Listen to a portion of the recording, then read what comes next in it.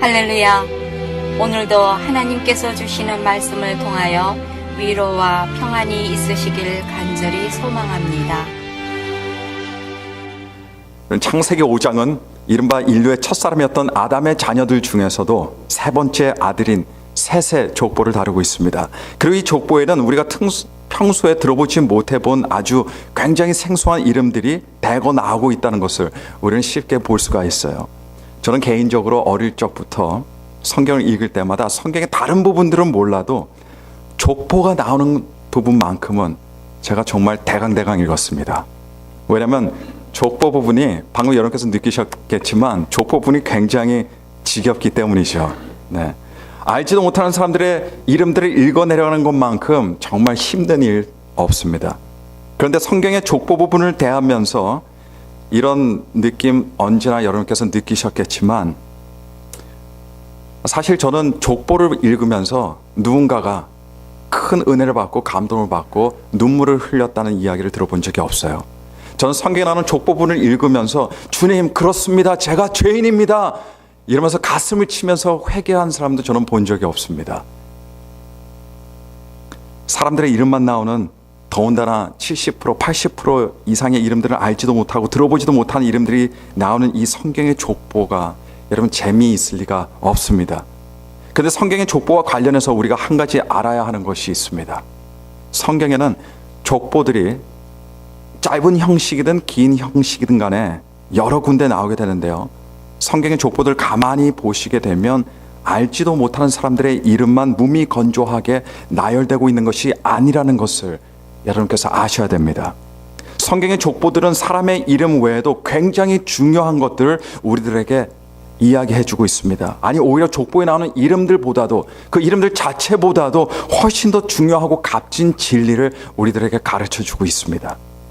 한마디로 여러분께 말씀드리면 족보에는 메시지가 있습니다. 메시지가 있어요. 누가 누구에게 주는 메시지입니까? 하나님께서 우리들에게 주는 메시지가 족보에 담겨져 있습니다. 그래서 오늘 창세기 5장에 나오는 족보를 통해서 과연 여기에 담겨있는 영적인 진리, 즉 하나님께서 우리들에게 보여주시고자 하는 메시지가 무엇인지 다는 아니더라도 몇 가지만 우리가 살펴보는 그런 귀한 은혜의 시간을 나누도록 하겠습니다. 제가 여러분들에게 읽어드린 창세기 5장의 족보를 보시면 사실 많은 사람들의 이름을 제가 읽었습니다. 근데 그 숫자를 세어보면 10명의 사람들이 나오고 있다는 것을 볼 수 있어요. 즉 아담서부터 시작해서 노아 세대에 이르기까지 10사람의 이름들을 기록하고 있습니다. 근데 여기 아담서부터 노아까지의 족보를 보니까요, 사람의 일생을 굉장히 단순하게 세 개의 단어로, 단 세 개의 단어로 족보를 써내려가고 있습니다. 여기에 있는 창세기 5장의 족보만 그런 것이 아니고 여러분 사실 모든 사람들의 일생을 일반적으로 세 개의 단어로 전부 다 요약할 수가 있습니다. 여러분의 인생이나 저의 인생이나 마찬가지예요. 그 세 개의 단어들을 보시면 어떤 것들이냐면 오늘 우리가 살펴본 족보에서 보는 바와 같이 그 세 가지의 단어들은 향수하다, 나다, 그리고 죽다라는 세 가지 단어입니다. 그렇습니다, 여러분. 사람의 일생이 어때요? 일생하면 참 대단한 것 같습니다. 이 땅에 태어나서 어느 기간 동안 살게 되는데 그 안에 참 많은 일들이 있죠. 그럼에도 불구하고 우리의 모든 인생들은 단 세 가지 단어로 요약이 돼요. 어느 기간 삶을 향수하다가 자식들을 낳고 죽는 것. 여러분 이것이 바로 사람의 일생입니다. 아무리 특이한 사람이다 하더라도 아무리 다른 사람과는 뭔가가 다른 것이 있는 것처럼 보여도 아무리 위대한 일을 했다 해도 여기에서 달라질 수 있는 것은 아무것도 없어요. 모든 사람들이 태어나서 이 땅에서 잠시 삶을 향수하다가 자식들을 낳고 그리고 죽습니다. 이것이 우리 조상들의 일생이었습니다. 이것이 저와 여러분들의 일생입니다. 이것이 우리 자녀들의 일생인 것입니다. 그래서 오늘 읽었던 말씀처럼 그 누구든 간에 어떤 사람이든 간에 그 사람에 대해서 기술을 할 때 어떻게 기술을 할 수 있을까요? 향수하다, 낳다, 죽다. 여러분 이것이 전부입니다. 자, 여기서 족보에 나타나는 우리 인간들의 영적인 실상 한 가지가 굉장히 분명하게 표방되고 있습니다. 그 영적인 실상이 무엇이냐면 비록 인간의 삶에는 태어남이 있지만 그러나 마지막 인간의 삶엔 무엇이 있다는 걸 알려주고 있습니까? 죽음이 있다는 것을 알려주고 있어요. 다른 말로 한다면요, 우리 인간의 삶을 지배하는 것이 무엇입니까? 죽음입니다. 죽음이 사람의 인생을 군림하고 있어요. 족보가 알려주고 있는 것, 족보가 말해주고 있는 것이 바로 이겁니다. 죽음이 군림하고 있지 않다면 우리 이 땅에서 족보가 필요가 없어요. 있을 이유가 없습니다. 아담과 하와가 하나님 말씀에 불순종하여 선악과를 따먹은 이후에 그들의 삶에 죽음이라는 것이 들어왔습니다. 본래 아담과 하와가 죄를 짓기 전에 하나님께서 경고하신 말씀이 어떤 것이었냐? 바로 이런 경고셨어요.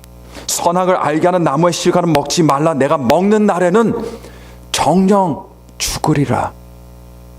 이것이 창세기 2장 17절에 기록된 하나님의 경고의 말씀이셨습니다. 그런데 여기서 여러분 정령이라는 단어가 나와요. 정령.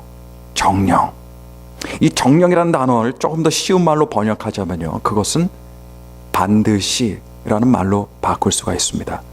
정령 죽으리라. 그 말은 반드시 죽으리라.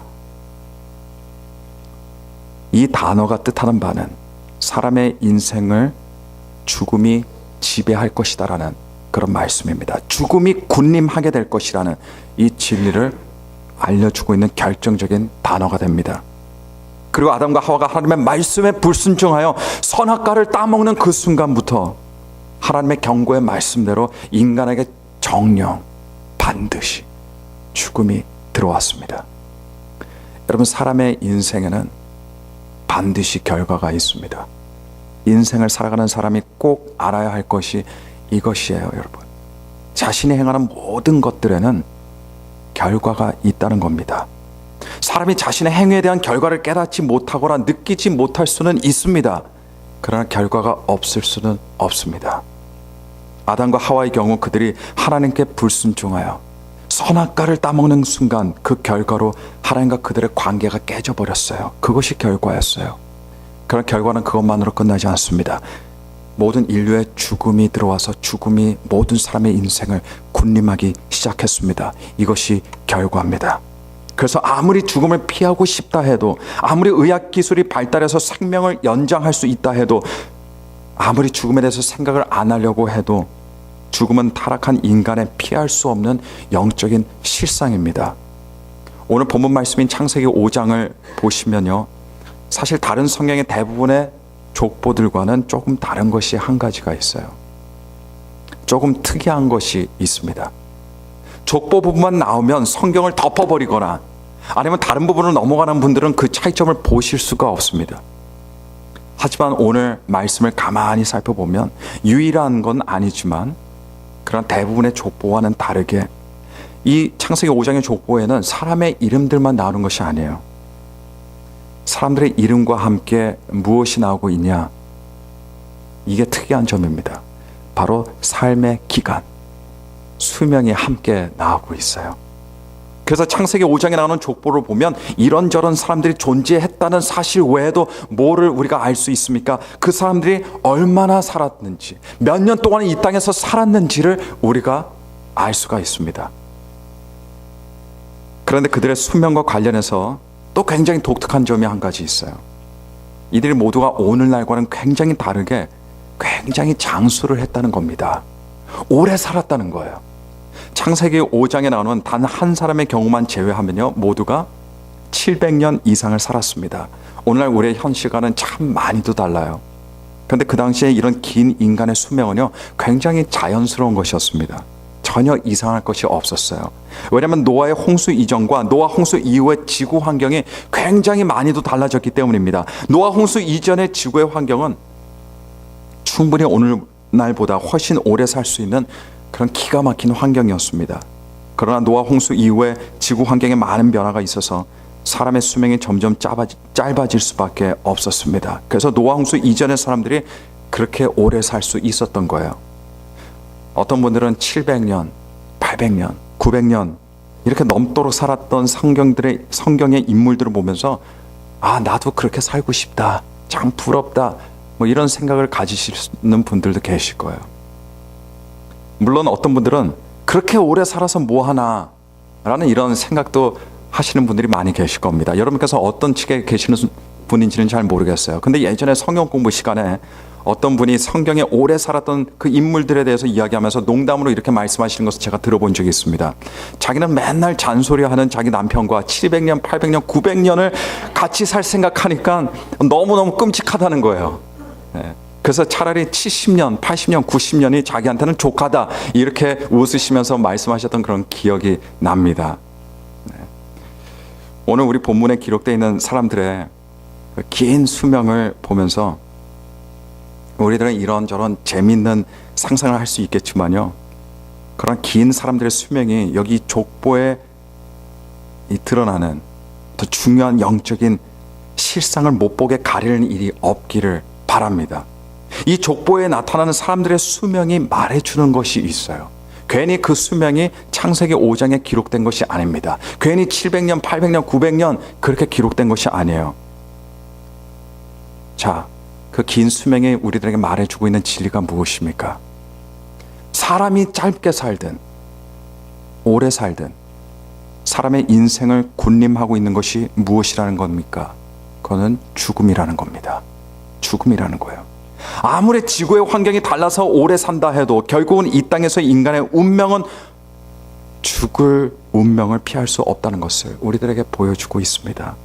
이렇게 보면요, 얼마나 더 오래 살고 얼마나 더 짧게 살았냐는 것, 이것은요 전적으로 숫자 놀이에 불과합니다. 그것은 숫자에 불과해요. 왜냐하면 어차피 모든 인생의 끝에는 무엇이 있습니까? 죽음이 있기 때문입니다.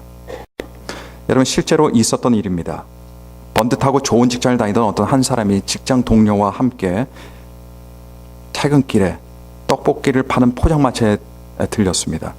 근데 떡볶이를 팔던 사람이 어떤 사람이었냐면 과거에 점을 보던 사람이었어요. 점치던 사람이었는데 원체 너무 경제고에 시달리다 보니까 점치는 일을 뒤로 미루고 그리고 포장마차를 만든 거예요. 근데 바로 그 사람한테 좀 떡볶이를 많이 사고 뭐 오뎅 국물, 오뎅도 사고 해서 많이 먹고 있는데 그 사실을 서로 이야기하다가 알게 됐어요.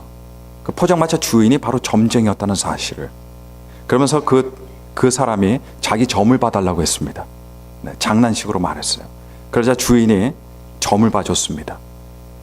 근데 그 점이 어떤 점이냐면 그 사람의 마지막 순간에 대해서, 마지막 때에 대해서 점을 봐줬는데 그 점이 어떠냐면 그 사람이 암으로 죽는 점이었어요.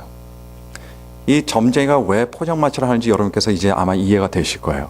보통 점을 이렇게 누가 봐달라고 그러면 좋은 점을 봐줘야 돈이 좀 버는데 이 사람은 그런 걸 못한 거예요. 나쁜 것도 그냥 얘기하는 거예요. 네. 자, 근데 이 말을 듣는 손님이 처음에는 대수롭지 않게 생각했습니다. 장난으로 그렇게 받아들였어요. 근데 시간이 가면 갈수록 이게 마음속에, 생각 속에 자리 잡게 되는 것을 느끼게 됩니다. 그러다 보니까 처음에는 아무 생각 없었는데 점점 불안한 마음이 들어와요. 걱정이 들어옵니다. 언제 자기가 암으로 죽을지 모른다는 생각 때문에 갑자기 자기도 모르게 슬픔이 들어오고 불행의 마음이 그 사람을 떠나지 않습니다. 암으로 죽는 것도 죽는 거지만 그 사람은 그 말 한마디에 육체의 암보다 먼저 마음의 암이 생겨버리고 말았습니다. 암 환자가 되지도 않았음에도 불구하고 암 환자처럼 죽음에 대한 두려움으로 삶에 대한 모든 기쁨을 다 상실해버리고 말았습니다. 이 사람에게는 언제 죽냐가 문제가 아니었어요. 그때가 언제이든 간에 자기가 암으로 고통스럽게 죽을 것이라는 관념에 사로잡혀서 자신의 운명을 한탄하며 중요한 시간들을, 세월들을 그렇게 보내게 되었습니다. 노아 홍수 이전의 사람들은 참 긴 수명을 가지고 있었지만 그들의 인생의 마지막에 결국 우리와 똑같이 죽음이 기다리고 있었습니다. 오늘 우리가 살펴보는 창세기 5장에 나오는 족보는요, 죽음이 지배하고 죽음이 군림하는 모든 사람들의 영적인 실상을 우리들에게 보여주고 있습니다. 아담과 하와에게 내려졌던 죄의 저주가 결코 농담이 아니었다는 것, 결코 국소적인 어떤 하나님의 경고의 말씀이 아니었다는 것, 장난이 아니었다는 것, 그것을 증명해 보여주고 있어요. 하지만 여러분, 창세기 5장에 나오는 족보는 그러나 인간의 비극적인 죽음에 대해서만 말해주고 있는 것은 아닙니다. 이 족보는 동시에 모든 사람들에게 큰 희망과 소망을 말해주고 있습니다. 여러분, 사실 창세기 4장에도 간단한 족보가 나와요. 근데 4장의 족보는 어떤 족보냐면 자기 동생 아벨을 죽였던 가인의 족보입니다. 이 족보는 죄를 상징하는 족보예요. 이 족보는 하나님에 대한 불순종과 하나님과 전혀 상관없는 사람들의 족보라면 창세기 5장에 나오는 족보는 아담과 하와의 셋째 아들인 셋의 족보입니다. 하나님의 은혜가 함께 내려오는 족보입니다. 하나님께서 장차 이루실 구원의 계보에 대한 그런 족보예요. 한국의 마지막 왕조였던 조선은 1897년도에 마감했습니다. 문이 닫혔어요. 더 이상 조선이라는 나라는 존재하지 않았습니다. 조선이 사라진 이후부터 120년이 훨씬 지났음에도 아직도 우리 한국 사람들은 조선시대의 영향을 많이 받고 있습니다. 그래서 족보를 많이 따지는 경향이 한국 사람들에게 있어요. 그래서 김씨냐 이씨냐 박씨냐 어떤 성이냐, 김씨라면 어떤 김씨냐 어떤 이씨냐 어떤 박씨냐, 계속해서 이런 걸 많이 따십니다. 그런데 오늘 족보가 우리들에게 말씀해주고 있는 것은 무엇인지 아십니까? 그게 중요한 것이 아니라는 이야기예요. 정말 중요한 것은 내가 하나님을 모르고 살아가는 죄의 계보인 가인의 계보에 속해 있는지, 아니면 하나님의 구원의 은혜가 흘러서 내려오고 있는 셋의 계보에 속해 있는지, 그것이 중요하다는 것을 우리에게 보여주고 있습니다. 같은 집안의 식구라도 어떤 사람은 셋의 계보에 들어가 있는 사람이 있는가 하면 어떤 사람은 가인의 계보 밑에 들어가 있는 사람이 있습니다. 같은 친구라도 어떤 사람은 죄의 계보 속에 속하고 어떤 사람은 하나님의 은혜의 계보 속에 들어가는 사람이 있는 것입니다. 누구든 믿음으로 말미암아 예수 그리스도를 믿음으로 영접한 사람은 하나님의 구원의 은혜가 흐르는 계보에 들어오게 되는 반면에, 그렇지 않은 사람들은 가인의 계보에 속하게 됩니다. 그렇기 때문에 갈라디아서 3장 7절의 성경은 그런즉 믿음으로 말미암은 자들은 아브라함의 자손인 줄 알지어다라고 우리들에게 선포하고 있습니다. 자, 다시 본문을 돌아와서요. 오늘 하나님의 구원의 은혜가 흐르는 창세기 5장의 본문 말씀을 보시게 되면 또 여기에 보면 아주 특이한 한 사람이 족보에 등장하게 됩니다. 사실 이 사람 때문에 족보의 흐름이 깨져버려요. 그 사람의 이름이 누구냐? 오늘 본문 말씀 21절부터 24절까지 나오는 에녹이라고 불리는 사람입니다. 보통 에녹 하면 여러분 무엇이 생각나세요? 죽지 않고 하늘로 옮기워진 사람으로 우리 그리스도인들에게 잘 알려진 사람입니다. 아주 오래전에 하나님께서 그를 너무나 사랑하셔서 이 사람을 너무나 아끼셔서 그가 수명을 채우기도 전에 하나님께서 계신 곳에 그를 데려오 가셨습니다. 모든 사람에게 죽음이 있지만 인류 역사에서 죽지 않고 하늘로 옮겨진 사람 두 사람이 있습니다. 한 사람이 에녹이고 다른 한 사람이 엘리야입니다. 이 두 사람을 제외하고는 죽음을 피했던 사람은 단 한 사람도 없습니다. 근데 에녹의 이야기에서 강조되고 있는 부분은요, 에녹이 죽지 않았다에 강조가 되고 있는 것이 아니에요. 에녹이 하늘로 옮겨졌다는 것이 강조되고 있지 않습니다. 에녹의 이야기에서, 이 몇 구절의 이야기에서 강조되고 있는 부분은 그가 이 세상을 사는 동안에 하나님과 동행했다는 것을 강조하고 있습니다. 창세기 5장의 족보가 모든 사람들이 태어나서 죽는다는 인간의 영적인 실상을 보여주고 있는 것도 사실이지만, 그러나 여기에서 기독교인들과 세상 사람들 간의 인생의 큰 차이도 보여주고 있습니다. 그 차이가 무엇입니까? 세상 사람들의 일생은 일반적으로 출생, 향수, 죽음이라는 세 가지 단어로 요약이 되지만 하나님의 사람들의 일생은 그렇지 않습니다.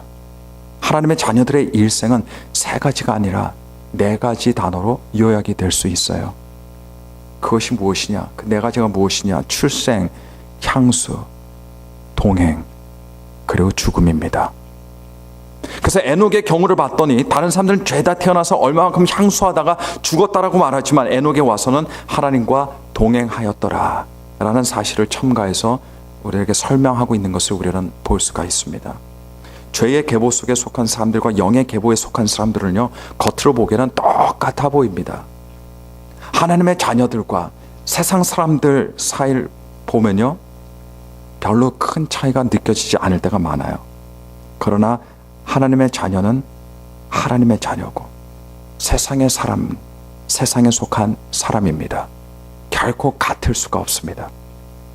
그리고 기독교인의 일생과 세상 사람들의 일생의 차이는 바로 하나님과의 동행하는 것으로 많이도 달라진다는 것을 여러분 기억하시기를 바랍니다. 기독교인들이 세상 사람들에 비해서 더 똑똑한 것이 아니에요.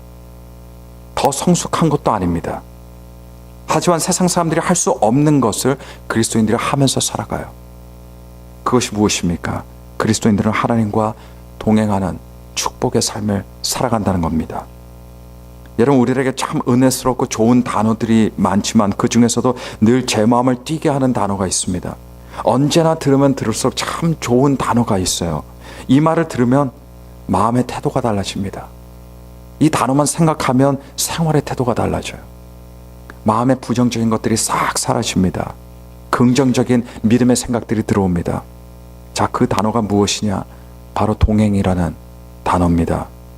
하나님께서는 우리를 구원해 주시는 하나님이십니다. 이것이 표방되는 곳들 중에 하나가 바로 창세기 5장의 족보예요. 아까도 언급했지만 창세기 4장에 가인의 족보가 죄의 계보라면 창세기 5장에 나오는 셋의 계보는 은혜의 계보입니다. 이 계보를 통해서 하나님의 구원의 계획을 하나님께서 이루어 나가시게 되는 거예요. 그러니 창세기 5장의 족보만 봐도 우리는 하나님께서는 어떤 하나님이시라는 걸 알 수 있습니까? 구원하시는 하나님이시라는 것을 우리가 알 수가 있습니다. 하지만 하나님께서는 구원만 해주시는 하나님이 아니십니다. 창세기 5장의 족보 속에 기록된 에녹의 삶을 통해서 알 수 있는 것은 하나님께서는 또 어떤 하나님이시라는 것을 알 수 있습니까? 동행하시는 하나님. 우리가 이 세상의 삶을 살아가면서 함께 걸어나갈 수 있는 동반자가 되어주시는 하나님이라는 것을 우리는 볼 수 있습니다. 여러분, 모든 그리스도인들이 배워야 할 것이 있습니다. 그 배워야 할 것이 여러분 무엇인지 아세요? 그것은요, 하나님과 동행하는 삶을 배워야 합니다. 많은 사람들에게 있어서 신앙생활이 뭡니까? 믿고 구하고 얻는다는 어떤 이런 구조, 또 때로는 기본적으로 내 의무를 이행한다는 것. 많은 사람들에겐 이것이 바로 신앙생활이에요. 그런데 신앙생활은 그것이 다가 아닙니다. 그것이 다가 아니에요. 그런 생활들은 얼마든지 언제든지 무미건조해지게 됩니다. 진정 신앙생활은 어떤 생활이냐? 그래서 바로 하나님과 동행하는 삶입니다. 이것이 신앙생활입니다. 인격체신 하나님과 하루하루 교제하면서 하나님과 동행하는 삶, 이것이 신앙생활이라는 것을 기억하시길 바랍니다.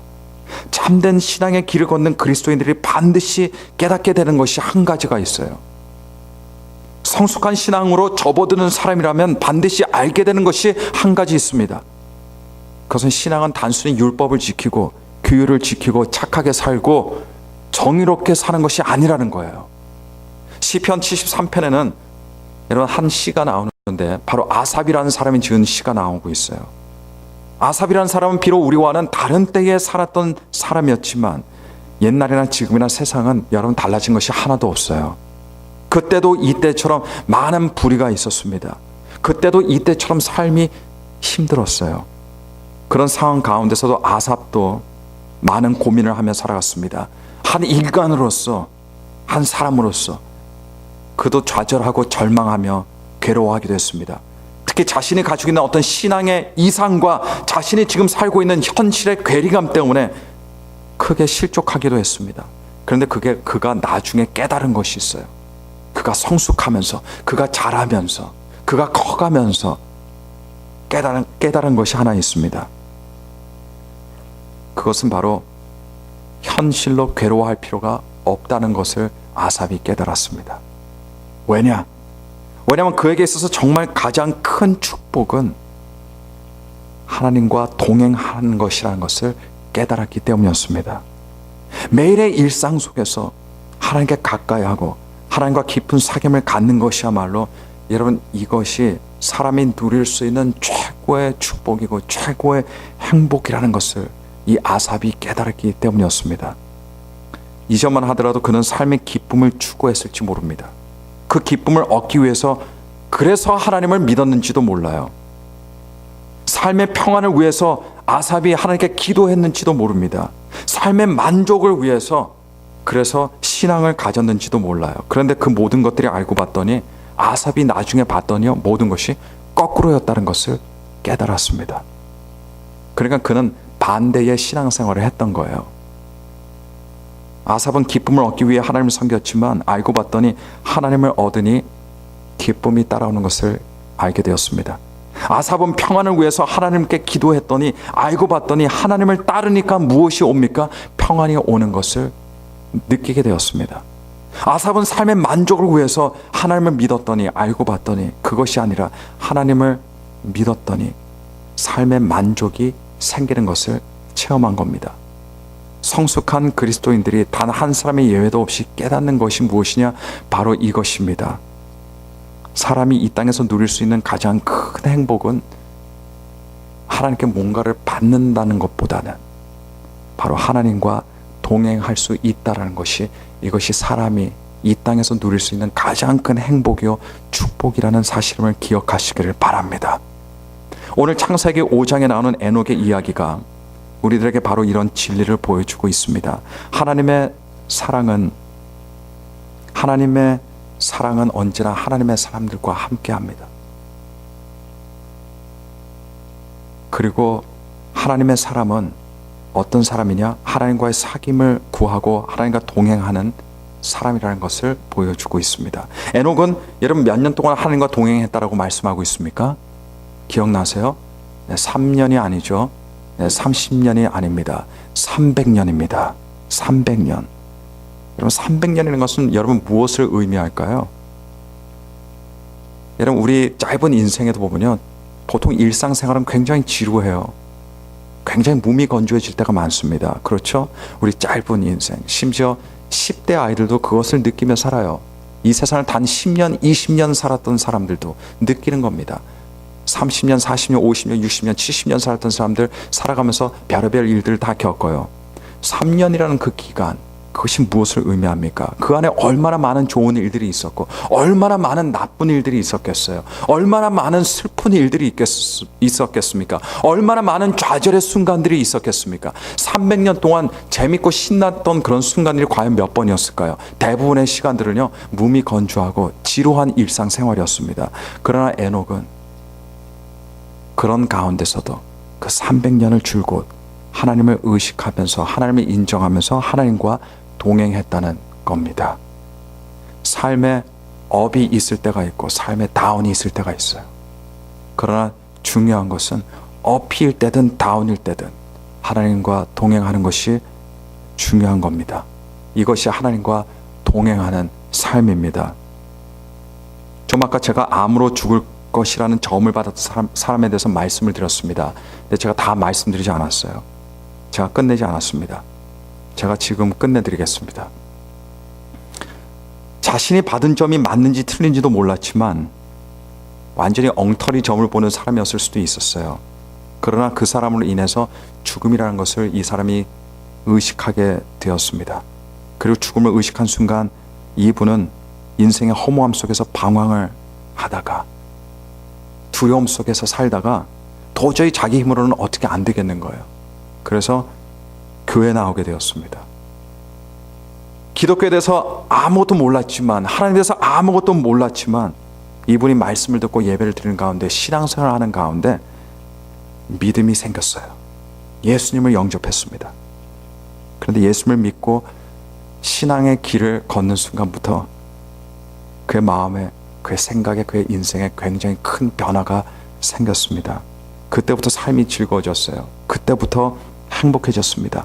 성도로 등록한 지 몇 개월 되지 않았는데도 열심히 봉사하기 시작했고 마치 10년, 20년, 30년 성도처럼 그렇게 예배에 참석하면서 신앙생활을 했습니다. 그분의 간증, 이것이 그분의 간증을 통해서 들은 건데요. 맨 마지막에 그분이 이렇게 말을 했습니다. 이제는 자기가 암으로 죽든 교통사고로 죽든 어떻게 죽든 언제 죽든 아무 상관이 없대요. 왜냐하면 그리스도인에게 중요한 것은 그것이 아니라고 하기 때문에요. 자기가 언제 죽고 어떻게 죽냐가 중요한 것이 아니라는 거예요. 왜냐하면 사람은 어차피 언젠가는 죽기 때문입니다. 그러나 사람에게서 중요한 것이 무엇이냐? 자기에게 중요한 것이 무엇이냐? 내일 죽는다 하더라도, 내일 암이 발병한다 하더라도 자기에게 중요한 것은 무엇이냐? 하나님께서 허락하시는 이 땅의 수명을 살아가는 가운데 바로 하나님과 동행하는 삶이 중요하다는 것을 이 사람이 깨달았던 겁니다. 왜냐하면 인생에 누릴 수 있는 가장 큰 축복이요, 가장 큰 행복이 바로 주님과 동행하는 삶이라는 것을 배웠기 때문이었습니다. 그렇게 주님과 동행하면서 살다가 죽음을 맞이하면 바로 죽는 그 순간부터 하나님께서 우리를 위해서 예비하신 영원한 나라에 들어가서 영원히 하나님과 함께 살게 되는 겁니다. 시편 16편 11절에 다윗은 주의 앞에서 기쁨이 충만하다라고 이렇게 말했습니다. 자, 기쁨이 충만한 삶을 살았던 모양입니다, 다윗이. 그러나 어디입니까? 그 장소가 어디입니까? 주님 앞에서라고 말씀하고 있습니다. 주님 앞에서. 우리들은 다른 데 앞에서 기쁨을 찾으려고 해요. 그리고 하나님께 구하고 간구합니다. 그러나 그것이 아니에요. 기쁨을 찾는 곳은 바로 주님 앞입니다. 그리고 같은 장 8절에는요 이렇게 기록합니다.